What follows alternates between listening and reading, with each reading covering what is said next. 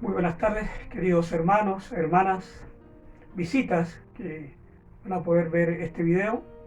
Contento de poder estar compartiendo la palabra del Señor por el intermedio de este medio. Hace bastante tiempo que no lo hacía, pero hoy es necesario poder hacerlo porque quiero tratar un tema de mucha importancia para la iglesia, ¿ya? Y que como creyentes debemos tener muy claro, ¿no es cierto?, este tema que quiero compartir en esta oportunidad, y podría catalogarlo dentro de los temas especiales, ¿ya? Que la iglesia, ¿no es cierto?, debe de vez en cuando entender, recordar, y aquellos que no recuerden que puedan aprender referente, ¿no es cierto?, al tema que les voy a exponer en este video. Antes de eso, les doy la bienvenida a todos aquellos que van a poder compartir y ver este tema, y espero que sea de bendición para usted como lo ha sido también para mí, ¿ya? Así que antes de ir de lleno a lo que nos compete en esta oportunidad, vamos a orar para que Dios nos pueda guiar en cada una de las cosas que queremos, ¿no es cierto?, desarrollar. Señor, que estás en los cielos, rogamos el perdón de nuestros pecados y para que usted en su misericordia pueda limpiarnos, para poder orar e interceder, Señor amado, en forma muy especial en esta ocasión, para poder compartir su palabra, para poder compartir este tema, que sea, Señor amado, con la mayor claridad y sobre todo que sea de bendición para cada uno de aquellos que van a escuchar y van a ver este video. Rogamos su ayuda porque cada vez que enfrentamos, ¿no es cierto?, un desafío, enfrentamos exhortar la palabra del Señor, el Espíritu Santo debe guiarnos. Así que pedimos que usted nos ayude y nos guíe en todo lo que vamos a exponer en esta oportunidad.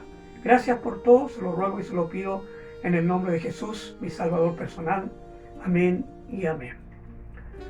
Muy bien, pues contento de poder compartir por este medio la palabra del Señor. Le decía al comienzo que en esta oportunidad voy a exponer un tema que está dentro de los temas especiales que la iglesia debe entender, debe comprender y sobre todo, ¿no es cierto?, debe tenerlo siempre guardado en el corazón para que cuando nos enfrentemos, ¿no es cierto?, a esta situación sepamos a qué vamos, ¿no es cierto?, a enfrentarnos. Y hoy día quiero compartirles, estimados hermanos, visitas, el tema la Santa Cena o la Cena del Señor. La Santa Cena o la Cena del Señor, ¿ya? Dentro de las Escrituras, dentro de la palabra del Señor, hay dos mandatos importantes para la iglesia. Cuando hablo de la iglesia, hablo para el creyente, para usted, para a usted que de una u otra forma, ¿no es cierto?, ha tenido un encuentro real con Jesucristo. Y para nosotros tenemos estos temas especiales de mandato que el Señor dejó establecido para su iglesia. Después de creer en Jesucristo como Salvador personal, como Rey y Señor de nuestra vida, debemos dar curso al primer mandato que Él dejó establecido, y ese es el bautismo por inmersión. Y el segundo mandato, después de haber creído, sido bautizado, es participar de la Cena del Señor.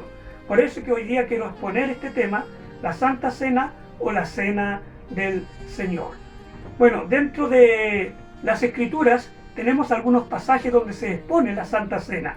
Mateo capítulo 26, versículos 17 al 29, Marcos capítulo 14, 12 al 25, el Evangelio de Lucas capítulo 22, 7 al 23, y Juan capítulo 13, versículo 21 al 30, que son los Evangelios.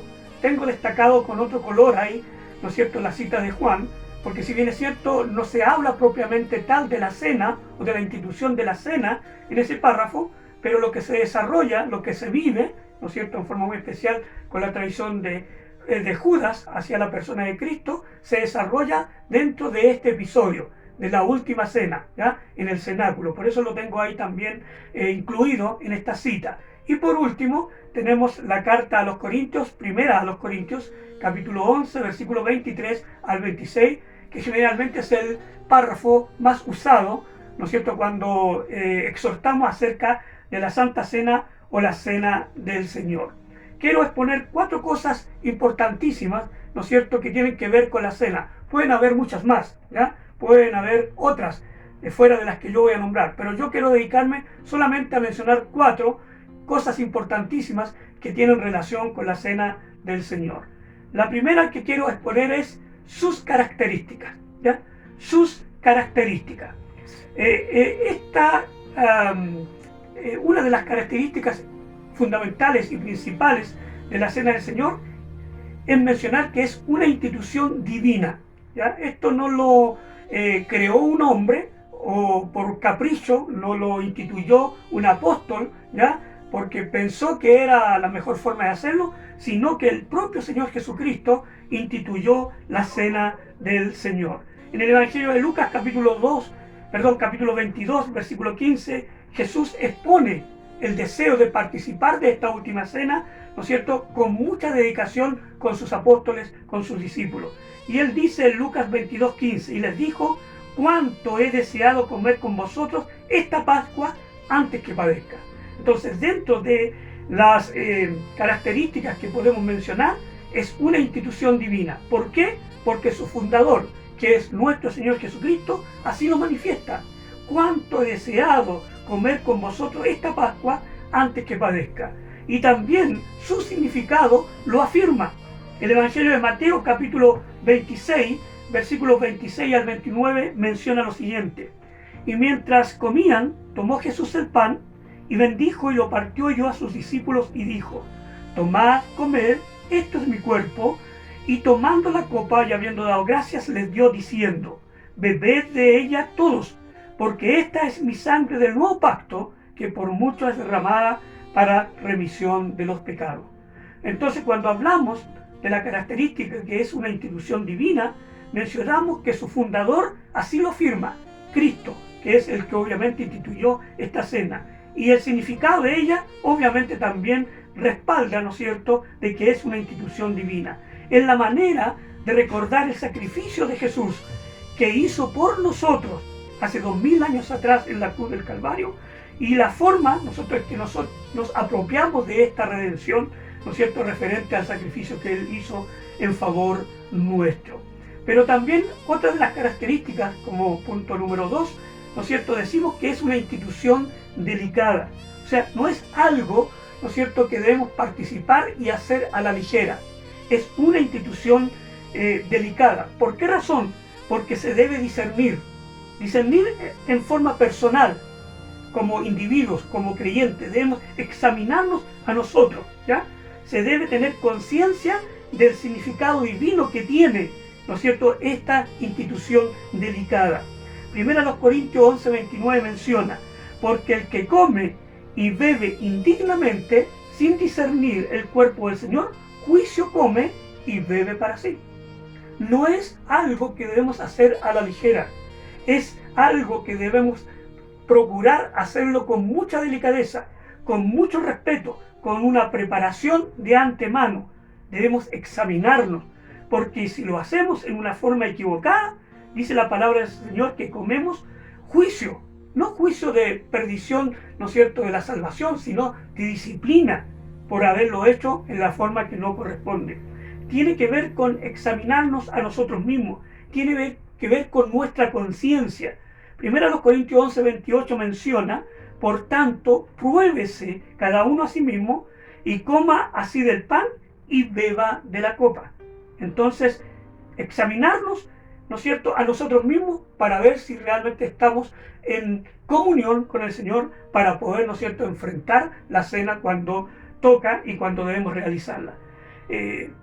Porque si no lo hacemos en una forma, ¿no es cierto?, respetuosa, con temor, nos examinamos a nosotros mismos, puede traer consecuencias que son obviamente muy descritas en la palabra del Señor. Primero, es culpable de juicio, ¿ya? Primero los Corintios 11:32, mas siendo juzgados, somos castigados por el Señor para que no seamos condenados por el mundo, ¿ya? Entonces, cuando participamos de la cena, debemos hacerlo con respeto, examinándonos a nosotros mismos, porque si no, esto trae consecuencias. Juicio, ¿no es cierto?, podemos ser culpables de ello. También podemos ser culpables de alguna enfermedad o debilidad en la fe. Primero los Corintios 11:30, la parte A, dice: por lo cual hay muchos enfermos y debilitados entre vosotros. Esto se está describiendo, ¿no es cierto?, a la iglesia en Corinto, Pablo, ¿ya? Y les dice a ellos, porque estaban haciendo un mal uso de la cena, estaban haciendo cosas que no eran correctas, y por lo tanto, ¿no es cierto?, eran culpables de juicio. Y ese castigo, ¿no es cierto?, esa disciplina, había, ¿no es cierto?, caído en que algunos hermanos estaban enfermos físicamente, ¿ya?, y otros estaban debilitados en su fe. No estoy diciendo que todas las enfermedades son causa de castigo, pero en esta ocasión así lo era, porque estaban haciendo, ¿no es cierto?, un mal uso de este mandato que el Señor dejó establecido, que es la cena o la Santa Cena. Pero también se puede ser culpable de muerte, no solamente culpable de juicio, culpable de enfermedad, de debilidad, sino también de muerte. Y la parte final del versículo 30 del capítulo 11 de 1 Corintios dice, y muchos duermen. Y no está hablando del sueño reponedor que tenemos durante la noche, sino de que muchos, ¿no es cierto?, habían sido sacados de este mundo, habían muerto porque eran una vergüenza para el Evangelio en aquella época. Por eso que obviamente debemos tener claro lo que es realmente la Cena del Señor. Y una de las características es que es una institución divina, pero también es una institución delicada. Y número 3, es una institución que instruye, señala hacia la muerte de Cristo para librarnos, ¿no es cierto?, del pecado. Romanos 5:8 dice, y es un versículo muy conocido, mas Dios muestra su amor para con nosotros, en que siendo aún pecadores, Cristo murió por nosotros. Y cuando participamos de la cena, o de la Santa Cena, ¿no es cierto?, es una institución que instruye y señala hacia ese sacrificio de la muerte de Cristo hace 2000 años atrás en la cruz del Calvario, pero también señala hacia la venida de Cristo nuevamente a buscar a su pueblo. Primera los Corintios 11:26, la parte B, menciona, la muerte del Señor anunciáis hasta que Él venga. Y eso sucede cuando participamos de la cena, recordamos su muerte, pero también, ¿no es cierto?, mencionamos y testificamos públicamente que Cristo viene a buscarnos. Como punto número 2, quiero compartirle también sus interpretaciones. Y aquí vamos a ver 4 interpretaciones y vamos a mencionar con la cual, ¿no es cierto?, nosotros nos identificamos. No voy a abundar mucho en esto, solamente voy a mencionarlas y dar la explicación de cada una de estas interpretaciones que se refieren, ¿no es cierto?, a la Cena del Señor. Número 1, transubstanciación, ¿ya?, que es la doctrina católica apostólica romana, ¿ya? ¿Qué quiere decir la transubstanciación? Es la creencia de que literalmente el pan y el vino se convierten en el cuerpo y la sangre de Cristo, ¿no es cierto?, cuando es bendecida por el sacerdote. Entonces, cuando el penitente participa de la cena, está comiendo literalmente el cuerpo, ¿no es cierto?, con el pan, y bebe la sangre de Cristo día. Pero hay una segunda interpretación, es la interpretación, ¿no es cierto?, de la doctrina luterana, consubstanciación, muy parecida, ¿no es cierto?, el término a la primera. Pero esta doctrina, que tiene que ver con Martín Lutero, ¿ya?, y que obviamente en su reforma no aceptó la doctrina de la transubstanciación y rechazó el concepto de que la misa tuviera algún valor como sacrificio, ya sea por los muertos o por los vivos, pero en su lugar puso la doctrina de la consubstanciación.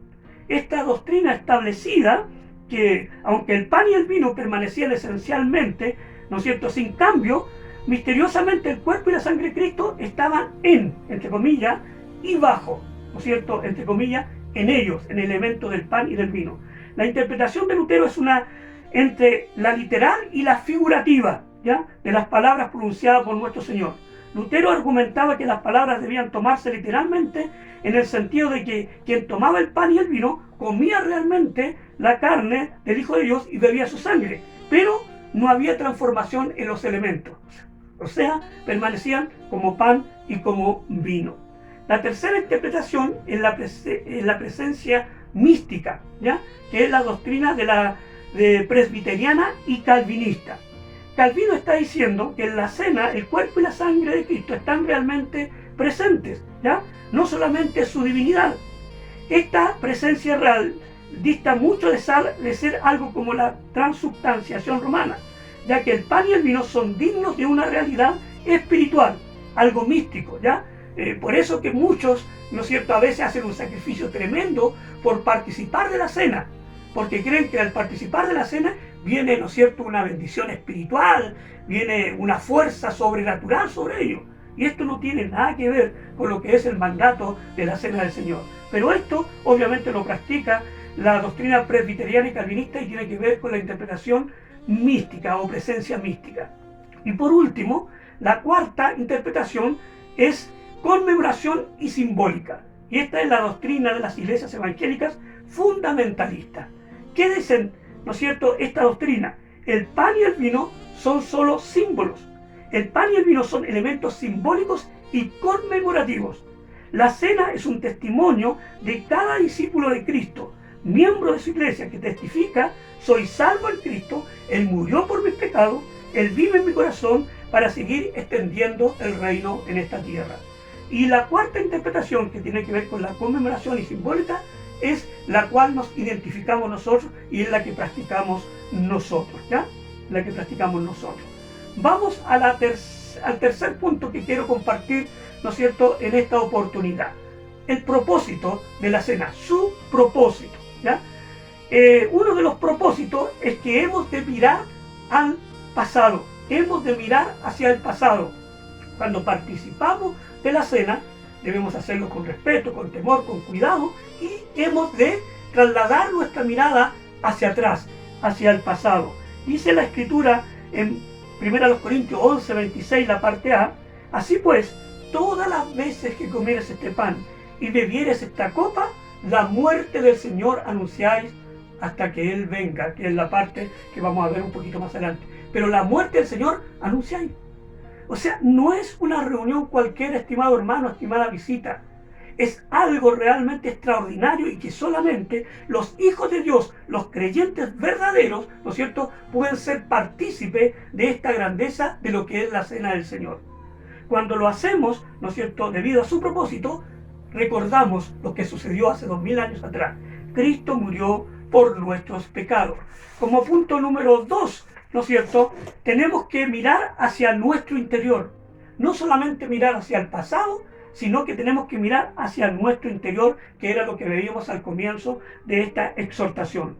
Dice 1 Corintios 11, 28: por tanto, pruébese cada uno a sí mismo y coma así del pan y beba de la copa.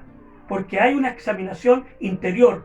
Para participar de la cena, debo estar en plena comunión con nuestro Señor Jesucristo, con Dios Padre y también con mis hermanos que están, ¿no es cierto?, a mi alrededor, que son también parte de la iglesia de Jesucristo. Si no lo hago, ¿no es cierto?, de la forma que corresponde, ya vimos al comienzo que estamos expuestos a juicio, ¿no es cierto?, de castigo, de disciplina, también de enfermedad, de debilidad en nuestra fe, y muchas veces, ¿no es cierto?, también la muerte puede llegar. El otro propósito, como número 2, es que hemos de mirar hacia nuestro exterior. Y número 3, hemos de mirar hacia el futuro. Y la parte final del versículo 26 de 1 Corintios capítulo 11 menciona: la muerte del Señor anunciáis hasta que Él venga. Hasta que Él venga. Por tanto, podemos sintetizar, ¿no es cierto?, este punto que tiene que ver con su propósito, que la cena del Señor es histórica, personal y profética. Habla de la cruz, de la conciencia, pero también de la corona. La cena del Señor nos recuerda su muerte. Nos enseña que debemos practicarla en memoria de Él, y finalmente nos anuncia la venida del Dios Todopoderoso, nuestro Señor Jesucristo. Vamos a ver el último punto que tengo para compartir en esta oportunidad referente a la cena, o la Santa Cena, o la Cena del Señor. Y vamos a ver, ¿no es cierto?, ahora su significado. Su significado. Número 1, es un memorial recordatorio. La Escritura dice en 1 Corintios 11, 24: y habiendo dado gracias, lo partió y dijo: tomad, comed, esto es mi cuerpo que por vosotros es partido, haced esto en memoria de mí. Cada vez que participamos de la cena, ¿no es cierto?, tomamos el pan en nuestras manos, bebemos la copa, lo hacemos en memoria de aquel que dio su vida por nosotros, en la cruz del Calvario. Entonces es un memorial recordatorio. ¿De qué? De sus padecimientos, de entregar su cuerpo como sacrificio en favor nuestro y de cómo Él derramó su sangre como requisito para el perdón de nuestros pecados, para que pudiéramos tener, ¿no es cierto?, remisión de nuestros pecados y de todos nuestros pecados. La Escritura dice en Hebreos 9:22, y casi todo es purificado según la ley, con sangre, y sin derramamiento de sangre no se hace remisión. Así como la Pascua era un recordatorio de la sangre rociada en la casa, ¿no es cierto?, de los israelitas cuando estaban esclavos en Egipto, por el juicio que iba a venir de Dios sobre esa nación, así también nosotros recordamos que un día obtuvimos libertad espiritual, gracias a la sangre de Jesucristo derramada en la cruz del Calvario por amor a usted, por amor a la humanidad y por amor hacia mi persona. El otro significado que tiene la cena, que es un tiempo de anuncios especiales. No solamente es un memorial recordatorio, sino que es un tiempo de anuncios especiales. Dice la Escritura, 1 Corintios 11:26, la parte C, así pues, todas las veces que comer este pan y beber esta copa, y al final termina, la muerte del Señor anunciáis. La muerte del Señor anunciáis hasta que Él venga. Entonces es un tiempo, ¿no es cierto?, de anuncios especiales. ¿Qué anunciamos? La muerte de Jesucristo en favor de todos nosotros. Proclamamos su sacrificio, una muerte injusta, una muerte, ¿no es cierto?, de una persona perfecta y que murió como si fuera, ¿no es cierto?, el más malo de los criminales. Aún se hizo maldito, ¿no es cierto?, al morir en la cruz, porque la Escritura menciona, maldito todo aquel que muere en un madero. Entonces, uno de los anuncios especiales es que anunciamos y proclamamos el sacrificio de Cristo. Anunciamos que gracias a la muerte y resurrección de nuestro Señor Jesucristo hay esperanza para nuestras almas en la presencia del Dios Todopoderoso. El ser humano no tiene poder para salvarse a sí mismo. Por más obras que ponga y que realice y haga, nunca será suficiente. Porque la Escritura dice en Efesios 2:8, porque por gracia sois salvos por medio de la fe. Y esto no de vosotros, pues es un don, es un regalo de Dios, no por obras, para que nadie se gloríe. Porque solamente podemos terminar, ¿no es cierto?, con esto de los anuncios especiales, solamente podemos mencionar que hay uno que nos puede salvar. Y Hechos 4:12 menciona, ¿quién es ese uno? Porque no hay otro nombre bajo el cielo dado a los hombres en quien podamos ser salvos. ¿En quién? Solamente en Jesucristo. Los corintios, ya a quien estaba escrita esta porción, quienes tenían lamentablemente una mala reputación, eran hermanos que estaban dando rienda suelta a sus deseos carnales y fueron reprendidos con una actitud, ¿no es cierto?, bien severa delante de Dios por participar de la cena en una forma indebida. ¿Y cuál era el propósito de esta escritura hacia ellos en aquella oportunidad? Eran exhortados a un examen personal, pero eran llamados a ponerse a cuentas con Dios. Así como ellos, también la iglesia hoy en día, pleno siglo XXI, está enfrentada a un examen de conciencia y a ponernos a cuentas con Dios. Hay un versículo que menciona el profeta Isaías en el capítulo 1, versículo 18. Venid luego, dice Jehová, y estemos a cuenta. Si vuestros pecados fueren como la grana, como la nieve serán emblanquecidos. Si fueren rojos como el carmesí, vendrán a ser como blanca lana. Los corintios eran exhortados a hacerse un examen personal, pero también a ponerse a cuentas con Dios. Lo mismo que hoy en día, ¿no es cierto?, nos expone la palabra a nosotros antes de participar de la cena del Señor. Examen personal y estar a cuentas con Dios y sobre todo también con nuestros hermanos. Y el último significado de la cena es un tiempo de regocijo. Versículo 26 de 1 Corintios 11. Vuelvo a leerlo nuevamente, lo hemos repetido mucho hoy día. Así pues, todas las veces que comieres este pan y bebieres esta copa, la muerte del Señor anunciáis, hasta que Él venga. De regocijo porque el Señor viene. Amén. El Señor viene, Cristo viene. De regocijo porque Él prometió levantar a su iglesia y lo llevará a cabo. de regocijo, porque la iglesia con su venida entra a una etapa de glorificación. Nuestros cuerpos serán transformados en un abrir y cerrar de ojos y seremos, ¿no es cierto?, tal cual es, ¿no es cierto?, nuestro Señor Jesucristo. Y allí estaremos, como dice la Escritura en una de las cartas, ¿no es cierto?, a los tesalonicenses, para siempre con el Señor. Concluimos, ¿no es cierto?, con esto tan importante que es la cena del Señor, y que usted y yo debemos tener claro cada vez que participamos de ella. Conocer, obviamente, ¿no es cierto?, sus características, sus interpretaciones, conocer, ¿no es cierto?, su propósito, y sobre todo, ¿no es cierto?, entender que si lo hacemos de una forma no adecuada, en pecado, hay riesgo, ¿no es cierto?, de caer en juicio. Vuelvo a mencionar, no es que vayamos a perder la salvación, pero sí la disciplina del Señor viene a nuestra vida y podemos, ¿no es cierto?, enfermarnos, podemos debilitarnos y aún la muerte puede venir, ¿no es cierto?, sobre nosotros.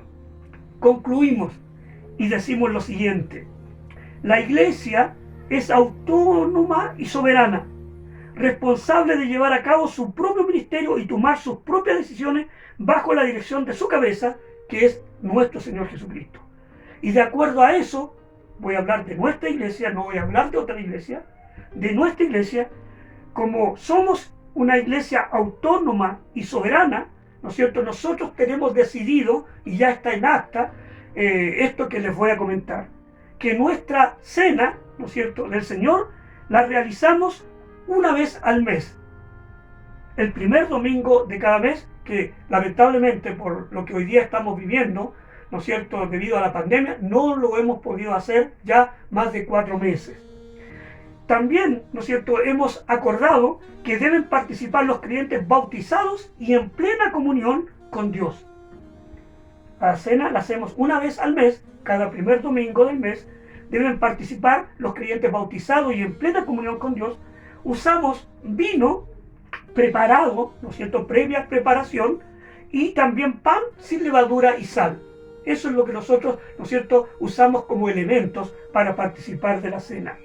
Y por último, realizamos la cena en forma presencial y en coinonía con los demás hermanos, ¿ya? Lo hacemos en el templo generalmente, ¿ya? Y participamos todos en plena comunión los unos con los otros. Quiero citar, para ir terminando y concluyendo este tiempo especial de hablar de la cena del Señor, 1 Samuel 15, 22, la parte B. Ciertamente, el obedecer es mejor que los sacrificios, y el prestar atención que la grosura de los carneros. Lo recito nuevamente. Ciertamente, el obedecer es mejor que los sacrificios, y el prestar atención que la grosura de los carneros. Cuando nos enfrentamos a la cena, estamos obedeciendo. Cuando nos enfrentamos a la cena, estamos prestando atención a lo que ya vimos y desarrollamos en este pequeño video. Y lo hacemos, ¿no es cierto?, con temor, y lo hacemos en comunión con el Señor, entendiendo que estamos dando curso a uno de los mandatos que el Señor dejó establecido en su palabra para su iglesia. Y usted y yo somos la iglesia. Les animo, mis hermanos, para que meditemos en lo ya mencionado. Todos ustedes ya tienen al Señor en sus vidas y que han sido bautizados por inmersión en el nombre del Padre, del Hijo y del Espíritu Santo, y que gozan de una buena comunión con nuestro Dios. Son invitados entonces ¿a qué? A que cuando coloquemos una fecha de participar de la cena, lo haga con gozo, con gratitud, dando gracias a Dios por tener este privilegio tan grande de participar de la Santa Cena o la Cena del Señor. Tengamos un momento de oración para terminar. Señor mío que estás en los cielos, quiero darle gracias por este momento que hemos tenido, Padre Celestial, de compartir este mandato tan importante que usted dejó establecido para su iglesia, la Cena del Señor o la Santa Cena. Ya hemos puesto, Señor amado, 4 puntos importantísimos y esperamos que podamos guardarlos en nuestros corazones, meditarlos, Padre mío, y sobre todo tenerlos presentes para que cuando participemos en la cena la hagamos con temor, la realicemos, Señor amado, con respeto, entendiendo, Señor mío, que usted de una u otra forma, Señor del cielo, nos ama y nos permite vivir este tiempo especial de la cena del Señor. La gloria siempre es para usted. Se lo pido todo y se lo ruego en el nombre del Señor Jesús. Amén y amén. Entonces concluimos y decimos, realizamos la cena en memoria de nuestro Señor Jesucristo. Realizamos la cena recordando su muerte y realizamos la cena anunciando que Cristo viene. Gracias por escucharme. Dios les bendiga hasta una nueva oportunidad. Amén.